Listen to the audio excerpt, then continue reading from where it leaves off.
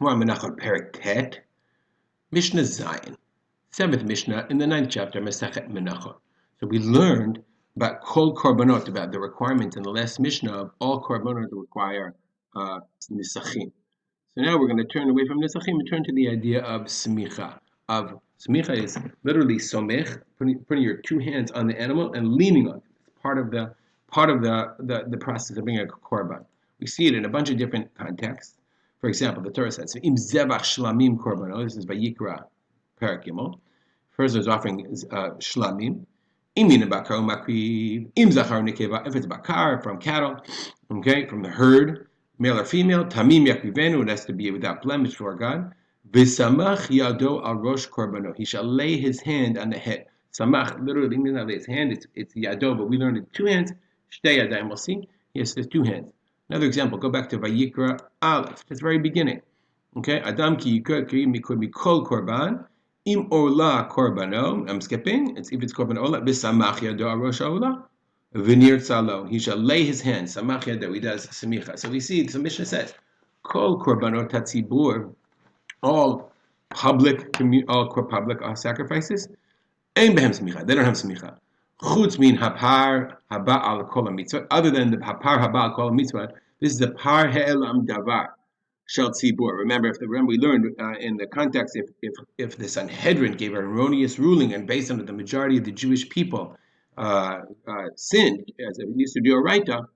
Okay, in that case, there's smicha ktiva be. It says there's smicha besamchu ziknei ha'ida et yidehem al rosh hapar. The elders of the Eidah, they shall, lean their hands on the rosh hapar, on the head of the animal.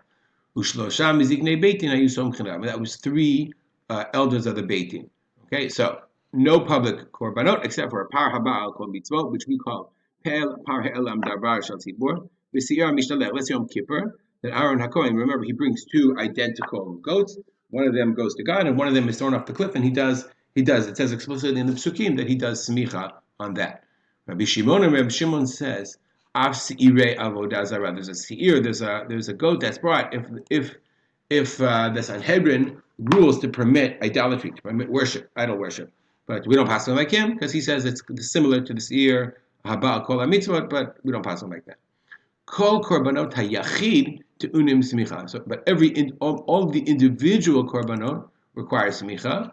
Chutz min habechor v'hamaaser v'pesach, except for bechor, individual, if you the firstborn animal, or maaser behema, the tithe, or korban pesach. They don't do smicha on those, and they learn out. The Gati says the Gemara learns out that from the Psukim. V'hayoresh, let's say a person's an inheritor of an animal, meaning that his father designated a korban, okay, but the father before the korban could be offered, the father passed away. Somech, the yoresh, the inheritor, does semicha, okay. Umevi nesachim, and he also brings the nesachim of the animal. Umeimir, meimir means from the word tumura. The yoresh has the ability to say, I want to offer the second animal instead of the first animal. Now, as we're going to learn in Masechet Tumura, that never works. You have to offer both animals, but the Tumura to Tumura, the switch is a switch because only the owner of a korban can do Tumura. Ushtem kedushot, but they're both nonetheless sanctified. So the Bartenura says Tumura to Tumura, okay, Chala ushtem kedushot, ki'ilu hamira aviv, as if his father had done the Tumura. We'll stop here. Dedicate our learning to the memory of my father, Rav Simcha ben Yitzchak Halman. Make it a great day.